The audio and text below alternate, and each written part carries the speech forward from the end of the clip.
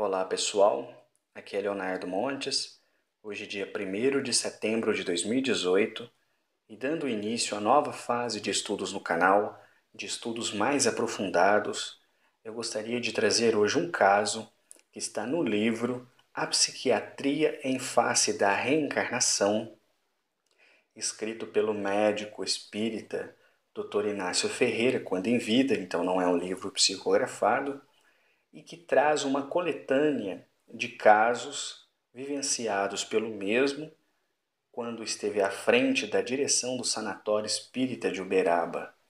E então ele compilou alguns desses casos, fez uma descrição e alguns comentários, e o conteúdo desse livro é riquíssimo. Pena que é um livro difícil de achar, nós não vemos pessoas falando dele, mas se trata de uma raridade que tem verdadeiros tesouros aqui dentro. Bom, eu vou ler aqui textualmente, o que está escrito e obviamente o áudio vai ficar gigante. Mas, como eu havia dito na reflexão 300, agora o canal é para quem quer estudar, quem quer ficar só nas curiosidades, nas indicações, escuta da reflexão 300 até a primeira. De agora em diante a coisa será mais profunda, ok? Muito bem. O caso está aqui na página 34, a edição que eu tenho aqui é de 1987 e se chama Reminiscências do Espírito, um casal atribulado. Prestem atenção. Há pouco internamos mais um enfermo, velho, com 64 anos de idade, com pronunciado defeito físico em uma das pernas, que se tornou mais curta do que a outra, em consequência de uma fratura mal consolidada há mais de 20 anos. Só caminha amparada a um bordão e é completamente surdo. Estava nervoso, falando muito, sem cessar, agitado, demonstrando rancor, ódio, numa inquietação tremenda. O filho que o acompanhava, demonstrando grande carinho para com o velho pai, assim nos contou os antecedentes do caso. O velho foi sempre muito forte e trabalhador. Família numerosa, toda criada, possuindo mesmo vários netos. Sempre foi um bom chefe de família, a tudo se sacrificando em benefício dos seus. De um ano a essa parte, começaram a notar certa transformação no seu modo de viver, principalmente no seu trato com a esposa, a quem atribuía faltas inconcebíveis pela idade que tinha. Os filhos e demais parentes rodeavam-no e se riam dos absurdos ciúmes do velho em relação à esposa. Com o tempo, todavia, já não se divertiam mais com essas demonstrações absurdas, porque o doente dava mostras visíveis de perturbação mental, pois se tornava cada vez mais nervoso, a ponto de ser vigiado continuamente. Seu estado de saúde alterava-se de tal maneira que tiveram de procurar recursos médicos, uma vez que ele recusava toda e qualquer alimentação e passava noites seguidas em claro. Seu estado de ânimo, a princípio contra a esposa, se foi estendendo às demais pessoas da família, cuja presença não tolerava. Resolvendo sua internação, pois que os recursos procurados tinham sido improfícuos, trouxeram-no para Uberaba, no sanatório espírita que Dr. Inácio dirigia. Esteve no sanatório durante 3 meses, sem dar o mínimo trabalho, pois paciente e humilde, apesar da sua surdez, contava em cada um dos da casa um amigo que se condoía da sua situação. Sim, sem dar trabalho nenhum, porquanto após os 4 primeiros dias de inquietação e nervosia, alimentado à força, nada mais demonstrou para que fosse classificado seu estado como desequilíbrio mental. Avisamos a família e o filho veio buscá-lo. Alegre, sorridente, demonstrando visível satisfação por poder abraçar os netinhos, lá foi ele, de volta para o lar. Após dias de viagem, no qual sempre se mostrou contente, feliz, Ao chegar à casa, imediatamente voltaram todos os sintomas. Ficou como que desvairado, louco, querendo bater na esposa, e pouco ligando aos conselhos e carinhos com que procuraram rodeá-lo. Passou o dia e a noite inteira gritando, enraivecido com a companheira. Temendo maiores consequências, resolveram reinterná-lo, voltando para isso no dia imediato. 3 dias depois, para nós foi causa de admiração o fato de o vermos de volta, em companhia do filho. No dia seguinte, nada apresentava de anormal. Dormindo e se alimentando bem, fisionomia alegre, aberta em sorriso de felicidade. Desequilíbrio mental não era, pois fomos afastando os diversos sintomas primitivos, e nada restou para que pudéssemos consciosamente enquadrar o seu caso na classificação oficial.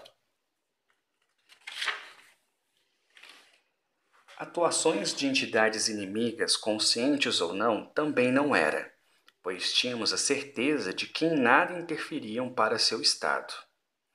Havia uma explicação qualquer para o caso, pois os procedimentos para com a família não era natural, e essas mudanças bruscas e repentinas estavam requerendo uma providência capaz de não nos proporcionar mais uma situação assim tão embaraçosa.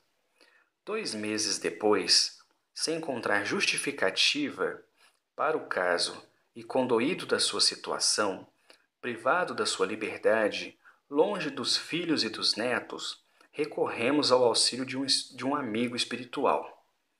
A explicação foi dada, e tão razoável, tão nítida e tão cabível, que mais uma vez testemunhávamos a grandeza, o esplendor e o fundamento científico do Espiritismo. A explicação foi simples e sucinta. O doente atual, em existência passada, residiu na Espanha. Era rico, negociante forte e conceituado. Perdendo a esposa com a qual havia tido vários filhos, alguns anos depois, simpatizou-se por uma jovem. Ele era já de bastante idade e rico. A moça, pobre, órfã de pai, muito jovem ainda e muito bonita. Trabalhava como bordadeira, principalmente para vestimentas de toureiros, entre os quais convivia e era muito requestada. Apesar dos conselhos de parentes e amigos, casou-se com ela, vivendo bem durante alguns anos, após os quais ela, sempre faceira e engolfada em diversões, aos poucos foi se desviando do lar, tanto que o velho, por desconfiança, não tinha para com ela filhos dessa união, o mesmo carinho que demonstrava para com os outros. Um dia, o velho encontrou-a no quarto, em companhia de um jovem, que não era outro senão um de seus filhos com a primeira esposa. Expulsou a mulher do lar e nunca mais quis saber do filho para o qual até então olhava. A jovem expulsa de casa, assediada pelos antigos companheiros, continuou na sua vida de perdições e nunca deixou de ferir a honra do antigo esposo, procurando todas as oportunidades para desmoralizá-lo. De uma feita, notando a presença do rapaz, seu antigo amante, em uma reunião alegre, provocou novos comentários desairosos, não só para o filho, como também para desabafar contra seu antigo esposo. O rapaz, sentindo-se ofendido e vendo que o nome de seu pai estava servindo para chacotas naquele meio indigno, reagiu na altura da afronta, disso resultando uma briga generalizada, e na qual ele ficou muito ferido, machucado.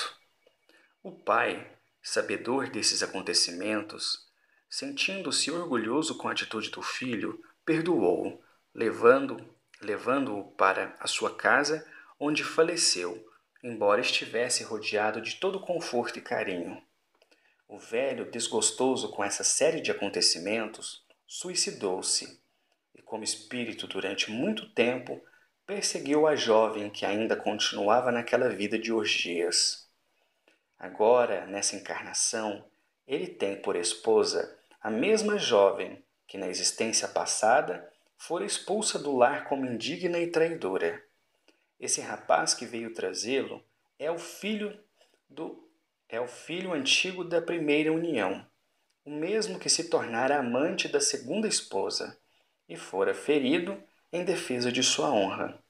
E a sua primeira esposa, na existência passada, é uma das suas noras, atualmente casada com um dos seus filhos.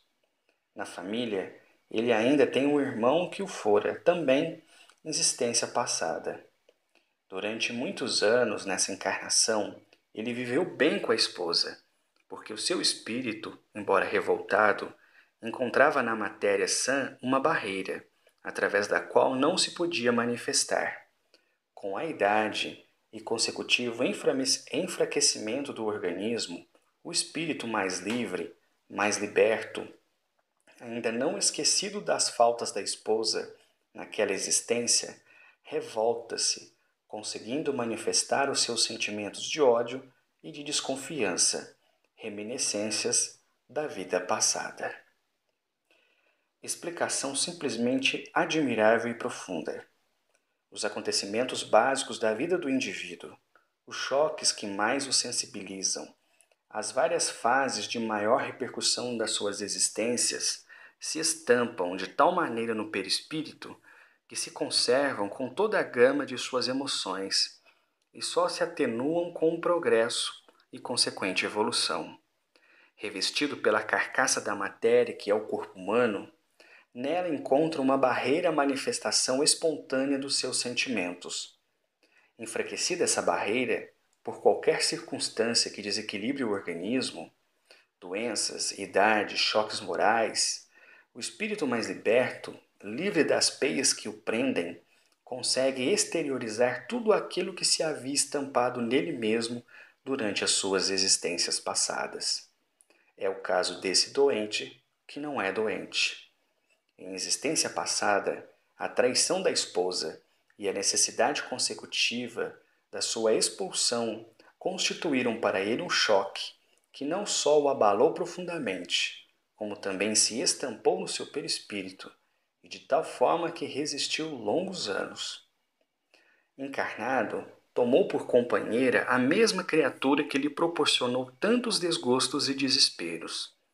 Enquanto a saúde e o equilíbrio do organismo foram bastante perfeitos para que seu espírito não pudesse exteriorizar a sua desconfiança, tudo decorreu bem, em plena harmonia, procurando ambos o perdão mútuo, para que desaparecessem as mágoas e os tormentos.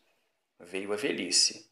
Com ela, o enfraquecimento orgânico que facilitou a libertação do espírito, demonstrando este as mesmas desconfianças que nele estavam arraigadas. De posse dessas revelações, mandamos chamar o seu filho e não lhe ocultamos o nosso parecer. Era um conselho médico e irmão, fazendo ver que seu velho pai não era louco, nem um desequilibrado mental. Era, sim, uma vítima de si mesmo, um espírito que ainda não soubera perdoar e esquecer fatos passados. E nessa circunstância, jamais poderia viver continuando ao lado da companheira, que constituía o único fator para as manifestações de loucura que havia apresentado. A não ser que fatores outros viessem a aproximá-los de novo, perdão, esquecimento do passado, equilíbrio do organismo, etc., morando com qualquer um dos demais parentes, longe da presença da esposa, não mais sofreria essas inquietações. Estava velho, cansado e poderia muito bem viver, ora com um filho, ora com o outro, mudando de ambiente, recebendo carinhos e o conforto de todos. Ficou confuso e admirado, pois só então se lembrava de pequenas passagens, pormenores tão insignificantes a que não havia ligado importância. Só agora ligava uma coisa com a outra, porém não se admirava, porque era espírita e sabia muito bem a realidade desses acontecimentos. De fato, em sua residência, Muitas vezes o velho chamava os filhos e lhe falava com convicção: vocês estão muito enganados com essa velha. Ela não presta, não vale nada. Ponham-lhe um vestido pelos joelhos, decotado e de seda, e soltem-na em um baile ou uma festa qualquer. Verão que se transforma e que sua preocupação única é dançar e namorar. Reminiscências do espírito. Aceitou o nosso conselho, e lá se foi o bom velhinho para a casa de um de seus filhos, em cujo ambiente, assistindo às travessuras dos netinhos, iria desviando a sua lembrança de um passado infeliz, preparando-se para a libertação integral do espírito que voltaria muito em breve à sua verdadeira pátria, o universo. Sempre tivemos suas notícias e nos alegramos em saber que levava vida sossegada, contente, satisfeito, nunca mais atormentado pelas reminiscências dolorosas de uma existência que se perdia ao longe. Mais um caso interessante para a pobre ciência dos homens, pois nada mais representa do que uma dessas milhares de pequenas tragédias que abalam a humanidade, destroem lares e confundem a sabedoria dos homens. São tragédias comuns que resistem a todos os recursos materiais da ciência. Tragédias para as quais remédios, exames, pesquisas de laboratórios e aparelhagem se mostram impotentes, não conseguindo amortecer as agruras, extinguir as lágrimas provocadas e opor barreira à sua destruição. Sim, insuficientes e incapazes, pois são tragédias comuns e que só se atenuam com uma única terapêutica, a terapêutica do perdão, do amor e do esquecimento. Bom, eu espero que tenha ficado claro para vocês a leitura do texto, né? E que bela história Dr. Inácio nos apresenta, não é?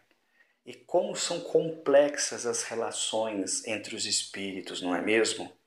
Você que está me ouvindo agora, talvez viva numa família complicada. Talvez você não se dê bem com seu pai, com a sua mãe, com seus irmãos, com um vizinho, com um tio, com um parente, etc. Pode ter certeza, nada disso é por acaso. Várias dessas reminiscências podem muito bem aflorar em nós, ainda que de forma inconsciente, como o Dr. Inácio está aqui explicando. Esse senhor não teve uma lembrança da vida espiritual, nem teve uma lembrança do seu passado aqui na Terra. Com o passar da idade, o corpo se tornando mais frágil, tudo aquilo que estava adormecido por força do vigor material começou a vir à tona. De uma forma ou de outra, ele reconhecia a sua atual esposa como sendo aquela personagem do seu passado distante. Mas como não conseguia se lembrar desse passado, imaginava que era um presente. Imaginava que aquilo acontecia no hoje, no agora. Então toda a desconfiança, a traição, a raiva, o ciúme de outro tempo se projetava hoje. Olha que fascinante é o mecanismo da reencarnação, não é? Não é à toa que frequentemente os espíritos falam que a reencarnação em muitos casos é o remédio necessário, que o espírito precisa novamente entrar na matéria para poder esquecer o seu passado, trabalhando as relações de hoje como se tivessem surgido apenas no hoje, para que então, aplicando essa terapêutica do amor, do perdão e do esquecimento, como sugere o Dr. Inácio, tudo aquilo de ruim que se viveu com alguém no passado possa ficar no passado e que esses espíritos aprendam, de uma vez por todas, a se amarem profundamente e a tudo fazerem para ser felizes na Terra. Quando eu li esse caso pela primeira vez, ele me impressionou muito, porque ele é único. Eu nunca li nada semelhante. E como a terapêutica espiritual pode ser utilizada para a solução desses casos, não é? Afinal de contas, o Dr. Inácio era espírita, dirigia um sanatório espírita que aplicava todo o tratamento médico convencional, mas também contava com o auxílio de médiums. Eles organizavam reuniões espirituais onde entidades de muita sabedoria davam a sua opinião, o seu parecer sobre o caso clínico dos pacientes que ali se encontravam. E era assim que eles conseguiam peneirar o que era realmente espiritual daquilo que era orgânico, mental, etc. Então, se você nunca ouviu falar desse livro, Psiquiatria em Face da Reencarnação, publicado pela Federação Espírita do Estado de São Paulo, escrito por Dr. Inácio Ferreira quando em vida, então não é um livro mediúnico, é um livro do seu próprio punho, das suas próprias experiências. E eu recomendo vivamente que seja lido e estudado.